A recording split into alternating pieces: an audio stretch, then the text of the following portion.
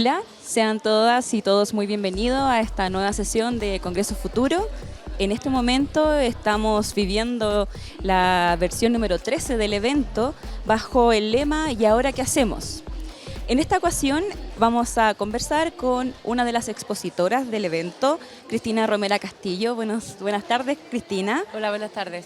Cristina es oceanógrafa, investigadora del impacto de los microplásticos en el mar y es doctora en Ciencias del Mar, especialista en el estudio del ciclo del carbono oceánico y el impacto de los microplásticos en los ecosistemas marinos.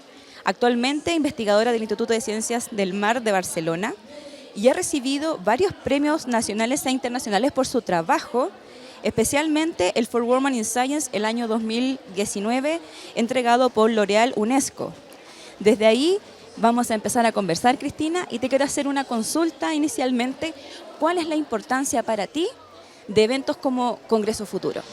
Pues mira, yo no conocía este evento hasta ahora que he sido invitada y me ha parecido muy bueno, me parece muy interesante y además muy apropiado, porque es un evento que aúna a científicos y otros intelectuales con políticos y que de aquí salen muchas ideas para mejorar las políticas públicas. Así que me parece muy apropiado y me parece muy que deberíamos exportarlo, o sea, a otros países. Espero a España que llegue. Esperamos nosotros también que sea así, porque sabemos que es una plataforma de conocimiento muy importante, ¿cierto?, a nivel de Latinoamérica, y desde ahí queremos seguir avanzando. Desde ese punto de vista, Cristina, ¿por qué es importante la divulgación del conocimiento y especialmente en las ciencias del mar? Bueno, es muy importante la divulgación para que la gente, el público en general, sepa en qué consiste la ciencia, qué hacemos los científicos, en qué se invierte el dinero público, que parte de sus impuestos va a ciencia. Y es muy importante que se sepa esto y también que se sepa la importancia que tiene la ciencia para un montón de ámbitos. Por ejemplo, lo vimos con el coronavirus, la importancia que tenía la investigación en medicina y en otras muchas enfermedades, y en particular en el tema de medio ambiente o en el tema de los océanos en particular, es muy importante porque ahora actualmente estamos sufriendo una crisis climática muy importante, es quizás el problema más grave al que la humanidad se está enfrentando, la especie humana. Y por eso es necesario que la gente sea consciente de este problema, que sea consciente de qué ha provocado esta crisis y de qué se puede hacer para resolverla. Entonces yo creo que es muy importante la divulgación científica y en particular, pues en el caso que no aplica del tema medioambiental, especialmente importante para resolver los problemas que tiene el medio ambiente. Mira, desde ahí mismo te quiero hacer una consulta muy importante, porque sabemos que la oceanografía es un área de investigación súper grande de múltiples subáreas, y desde ahí, ¿cuál es tu visión del estudio actual de la oceanografía y cómo la inteligencia artificial, entendiendo que estamos en Congreso Futuro bajo este gran paraguas de la IA, ha podido ayudar a los estudios en oceanografía y cómo proyectas tú también esos estudios? Bueno, la inteligencia artificial, que es aplicable yo creo a todos los ámbitos, también se está utilizando en estudios en ciencia, en oceanografía, y se está utilizando en investigación. Yo, por ejemplo, en mi caso, la hemos utilizado para analizar masas de agua en el océano. Nosotros, pues en el océano, cuando tú bajas desde superficie hasta el fondo del océano, vas pasando por distintas masas de agua que llamamos, que son aguas que vienen de distinta procedencia. Por ejemplo, si estamos en el Atlántico, pues podemos tener un agua que viene del Mediterráneo, otro agua que viene del Atlántico Norte y otra que viene de la Antártida. Entonces, ellas se van colocando una debajo de otra en función de su densidad. Nosotros teníamos un método muy complejo para estudiar las masas de agua que teníamos bajo el barco, ¿no?, cuando íbamos navegando, y gracias a la inteligencia artificial ahora hemos alimentado un algoritmo de inteligencia artificial con esos datos y ahora podemos saber qué masas de agua tenemos simplemente conociendo la sal y la temperatura del agua. O sea, ahora podemos tirar una sonda que nos diga la sal y la temperatura y la localización, y solo con eso ya podemos saber si tenemos agua que viene del Ártico o viene de la Antártida o de dónde. Entonces, esta, por ejemplo, es una de las aplicaciones, pero luego tiene aplicaciones en todos los ámbitos de la oceanografía.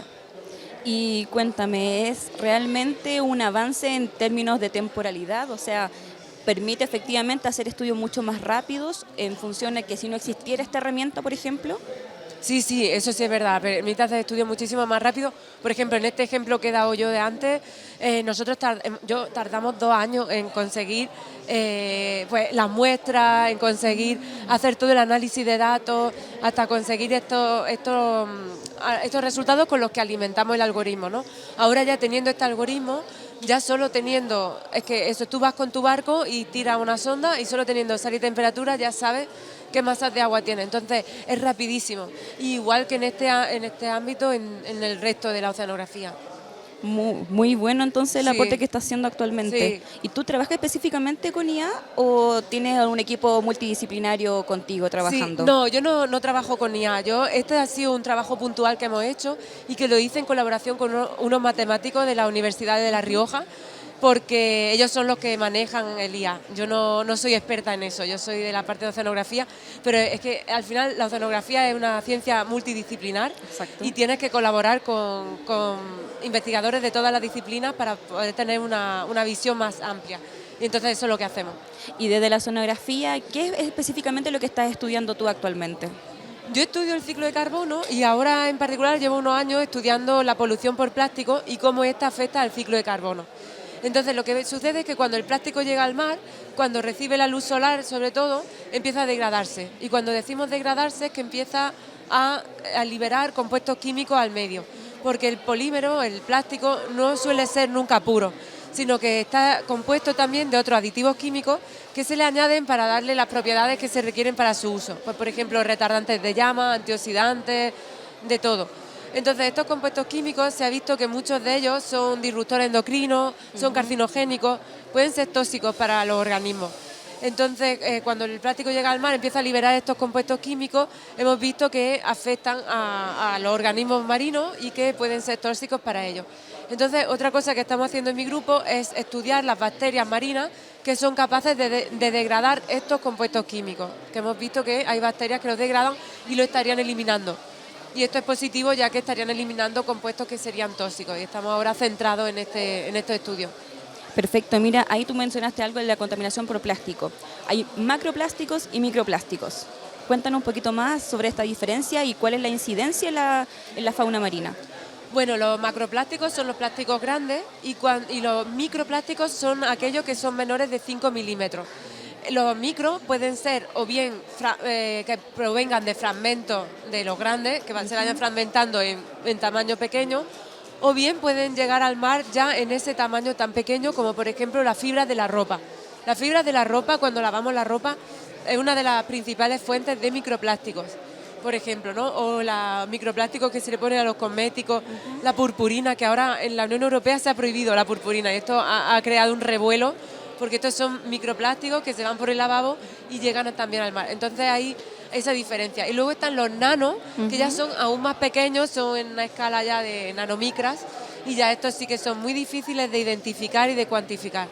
Bueno, vamos a decir que la purpurina es la escarcha que conocemos acá en Chile, que son esos pequeños brillitos que se ocupan en las manualidades normalmente del colegio y ese sí, tipo de cosas. Me gusta la palabra escarcha. Sí. Cristina, sobre lo que estamos conversando, tú estás tratando de posicionar un concepto, antropocéano, ¿cierto? Y aquí yo tengo tu libro, Antropocéano, que es un libro divulgativo con muchas microhistorias. Cuéntame un poquito de esto, por favor. Sí, bueno, la idea de este libro era dar a conocer nuestra huella en el océano, pero no solo nuestra huella negativa, que es de lo que siempre se nos viene a la cabeza cuando hablamos de nuestra huella en el medio ambiente, sino que también quería dar un mensaje de esperanza hablando de la huella positiva que podemos dejar. Perfecto. Es decir, hago un repaso a los principales problemas que afronta el océano actualmente y las posibles soluciones que se están planteando a esos problemas, que algunas ya están en marcha. Y hablo de qué podemos hacer nosotros para resolverlo. Entonces esto lo voy también alternando con anécdotas, historias relacionadas con el océano que me parecía que son curiosas, interesantes y que pueden amenizar también la lectura. ¿Y nos puedes compartir una de las que más te gustó del libro? Bueno, una que me gustó mucho, por ejemplo, era la de los patitos de goma. La misma que me gusta a mí. Sí, esta era muy, muy bonita porque Cuéntanos, por fue favor. que en 1992 iba un barco carguero por el Pacífico Norte y sufrió una tormenta, sufrió un accidente y cayeron al mar varios contenedores que llevaban. Y uno de estos contenedores iba cargado de patitos de goma de estos amarillos que se utilizan en el baño. y se desparramaron por el océano y empezaron a moverse con las corrientes marinas, empezaron porque flotan, y empezaron al cabo de unos meses empezaron a aparecer en las costas del noroeste de América. Y la gente empezó a encontrarlo, y un oceanógrafo en ese momento que se dio cuenta de esto aprovechó la oportunidad para utilizar estos patitos para estudiar las corrientes marinas. Perfecto. Y entonces sabiendo de dónde había sido provocado el accidente y dónde aparecían los patitos y en qué fecha, podían ir trazando la trayectoria que habían seguido. Y gracias a eso se pudo conocer mucho sobre las corrientes marinas. Y actualmente todavía siguen apareciendo patitos de goma en las costas de muchos países. O sea, han llegado al Ártico, han llegado a las costas Europa. Y esto también nos muestra que como el plástico, el océano al final es solo uno, está todo conectado, y todo lo que tiremos al océano se va esparciendo y puede llegar a cualquier sitio. Esto es también un mensaje que nos hace pensar y concienciarnos de la conexión que hay y de nuestro impacto en el océano. Efectivamente, de hecho, la idea actualmente de que existe solamente una sola gran masa de océano, sino que lo que conocemos como diferentes océanos son las cuencas oceánicas, ¿cierto? ¿Cómo puede influir en el conocimiento del océano este cambio de paradigma, de entenderlo como solo uno? Sí, bueno, esto es una cosa interesante. Yo creo que también a nivel divulgativo, para que la gente sea consciente. Yo cuando hago charlas y muestro este mapa que muestra este océano único, mucha gente dice, es verdad. Entonces te das cuenta como que es verdad que no han enseñado siempre, no han hablado de los océanos, el océano Pacífico, como tú dices, las cuencas oceánicas, y no éramos conscientes de que al final todas esas cuencas oceánicas están conectadas en un solo océano. Claro. Y de la importancia de cómo cualquier cosa que hagamos en una de esas cuencas va a afectar al resto. Entonces me parece como una idea muy apropiada también para divulgación, ¿no? Y para comunicar esta cuestión al público general. Y mira, hay una interrogante súper importante de que siempre se tocan temas del océano en lugares costeros. ¿Cuál sería tu mensaje para aquellos lugares que no tienen acceso al mar? Por ejemplo, ahora estamos en la región metropolitana de Santiago, acá en Chile, una región que no tiene acceso al océano en un país costero como Chile, ¿cierto? ¿Cuál sería la influencia de que las personas que no viven cerca del océano pudieran también conocer a partir de este y que pudieran interiorizarse también? Mira, esto es súper interesante porque yo misma provengo de una ciudad que no tiene mar. Yo me crié en Jaén, que es una ciudad del sur de España y no tiene mar. Luego ya ahora vivo en Barcelona, que sí que tiene mar, pero durante 23 años he vivido en un sitio sin mar, y para mí yo puedo entender lo que la gente siente. Puedo entender lo que la gente que no vive cerca del mar puede sentir, porque yo misma lo he sentido, ¿no? Porque no somos conscientes de la repercusión que el océano, que el mar tiene en nuestra vida, aunque vivamos lejos de él. Y esto es muy interesante porque el océano tiene mucha más influencia de la que pensamos, y nosotros en el océano. Por ejemplo, pues todo lo que tiramos por nuestros baños, aunque no vivamos cerca del mar, está conectado con el alcantarillado, está conectado con los ríos y puede acabar en el mar. Todo lo que hagamos, las emisiones de gases de efecto invernadero que tiramos en nuestras ciudades también afectan, tienen un impacto en el mar. Y luego, en viceversa, nosotros tenemos alimentos del mar, por ejemplo. También el mar absorbe parte de los gases de efecto invernadero que lanzamos a la atmósfera. Es decir, que ayuda a mitigar el calentamiento global. Luego absorbe el 90% del calor que provocan esos gases de efecto invernadero. O sea que también, gracias al mar, tenemos unas temperaturas más bajas de lo que tendríamos si no fuera por el mar. Entonces, condiciona también el clima de nuestras ciudades, el tiempo que hacen nuestras ciudades, aunque no vivamos, o sea, el clima que hace en Santiago está condicionado por el océano. Y todas estas son cosas que yo creo que es importante que llevemos y que comuniquemos al público en general, también para gente que no vive cerca del mar, para que conozcan la importancia que tiene en su vida, aunque no vivan cerca de él. Efectivamente, o sea, independientemente de donde estemos posicionados geográficamente, la influencia del océano siempre va a ser importante. Sí. Vamos a ir a una pausa en este momento y luego seguimos con Cristina Romera Castillo aquí en Congreso Futuro.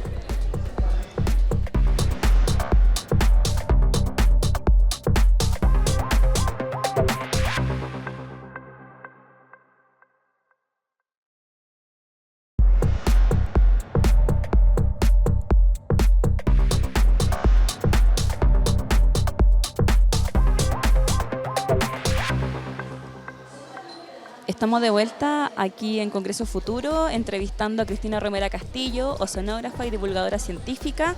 Y volviendo a la ciencia, Cristina, te voy a hacer una pequeña pregunta sobre tu punto de vista y toda tu experiencia.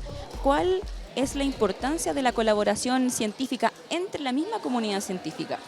Bueno, la colaboración científica es fundamental y sobre todo cuando hablamos de una ciencia como es la oceanografía, que es una ciencia interdisciplinar, porque para trabajar en esto tienes que tocar muchas disciplinas, física, química, biología, geología, matemáticas.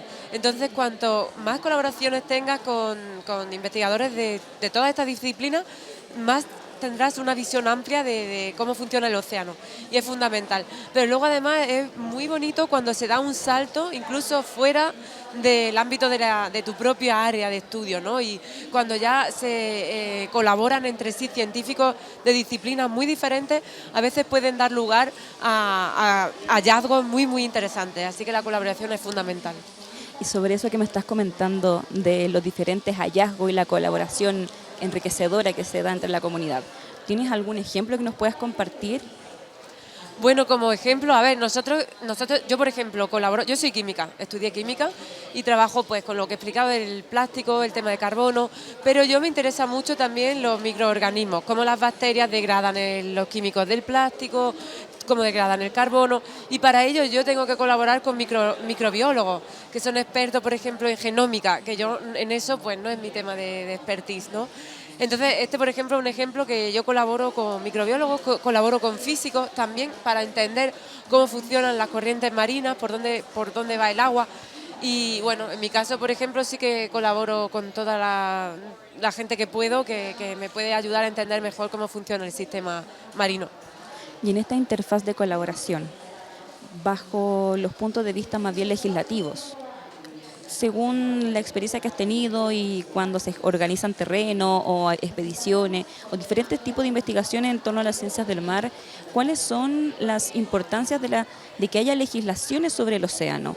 De hecho, hace poquito se está hablando del Tratado de Alta Mar, ¿cierto? Bajo tu punto de vista, ¿cuál es la importancia de poder conversar sobre este tipo de leyes que se van avanzando a medida de que van aumentando los conocimientos en torno al océano, a las ciencias del mar en general? Sí, esto es muy importante y una cosa que veo también que es muy importante y que todavía falta es una comunicación entre científicos y políticos. Yo veo que hay esta falta de comunicación, o sea, el científico, como algunos comunican al público en general, pero ya no llegan a la esfera política.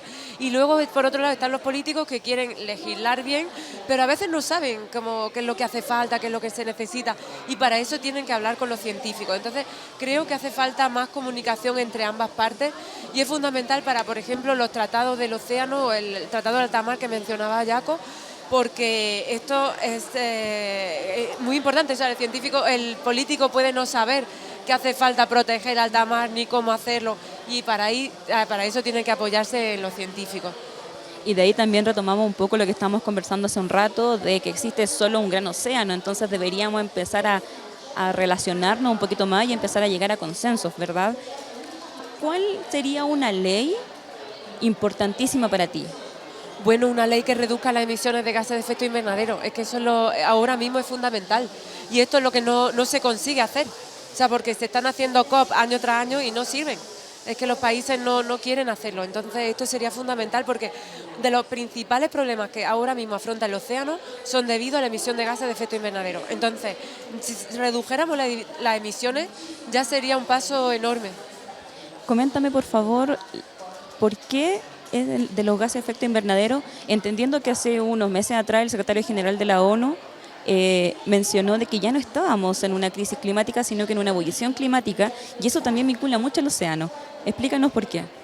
Bueno, porque como decíamos, el planeta se está calentando y también se está calentando el agua. Como hemos dicho antes, el océano absorbe el 90% del calor que provocan los gases de efecto invernadero, y esto hace que se calienten su agua y tiene múltiples consecuencias para el océano.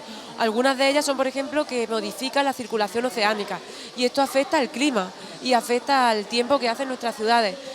Cada vez hay más fenómenos meteorológicos dramáticos, o sea, cada vez hay más fenómenos meteorológicos extremos cada vez son más frecuentes y van a ser todavía aún más conforme se vaya calentando el planeta. Entonces es cierto que estamos en un periodo de ebullición y el océano se está calentando y esto tiene también consecuencias para los animales marinos y a última instancia y también directamente para nosotros. Cristina, ¿cuál sería tu futuro posible pensando desde la relación de la humanidad con el océano? Bueno, a mí me gustaría que fuéramos más conscientes, que hubiera más educación en temas medioambientales y más concienciación, porque actualmente yo veo que todavía no estamos concienciados y que falta educación. Y yo creo que esto es fundamental para crear una masa crítica de población, de personas que hagan presión a aquellos que tienen más capacidad para revertir estos problemas o paliar estos problemas de los que estamos hablando, como son gobiernos o como son las multinacionales. Para ir terminando, Cristina, me gustaría preguntarte qué sentiste cuando recibiste el premio Women in Science. Bueno, pues yo sentí un gran honor porque para mí fue un reconocimiento a mi trabajo que, bueno, no me lo creía, vamos. Entonces para mí fue una oportunidad muy grande, o sea, aparte del honor de recibir el premio, también dio mucha visibilidad a mi trabajo y a mí como científica y me ha abierto también muchas puertas, así que ha sido un premio que ha sido muy relevante. Y en ese sentido, ¿cuál es la importancia de la vinculación de las mujeres en ciencias del mar, considerando que los temas oceánicos normalmente han sido masculinizados? Sí, eso es cierto y hay mucha invisibilización de las mujeres en ciencia. Es que hay una cantidad de mujeres en ciencia en el pasado que hicieron cosas relevantes y no las sabemos, porque se taparon, se invisibilizaron, el mérito lo tomaron hombres y ahora desconocemos todo eso. Entonces es muy importante que se dé esa visibilidad a las mujeres científicas porque son la mitad de la población y es la mitad de la capacidad pensante y de la capacidad de hacer investigación y de seguir avanzando. Entonces es muy importante que se les dé esa oportunidad y que no se les vete. Muchas gracias, Cristina. ¿Te gustaría dejarnos algún mensaje a todas las personas que van a ver el programa? Bueno, mi mensaje es que no nos llevemos una idea pesimista de todo esto que está sucediendo, sino que utilicemos esa energía para hacer algo, para tomar acción. Que no pensemos que nuestra acción individual no tiene una repercusión, porque la suma de nuestras acciones individuales son las que han provocado este problema y la suma de nuestras acciones individuales podrían llegar a ser la solución si, como he dicho antes, nos concienciamos y hacemos la presión necesaria para que se tome acción por ello. Cristina Romera Castillo, oceanógrafa, divulgadora científica, ex-speaker de la versión número 13 de Congreso Futuro. Muchas gracias por estar con nosotros en este momento y nos vemos en la próxima. Muchísimas gracias a vosotros también.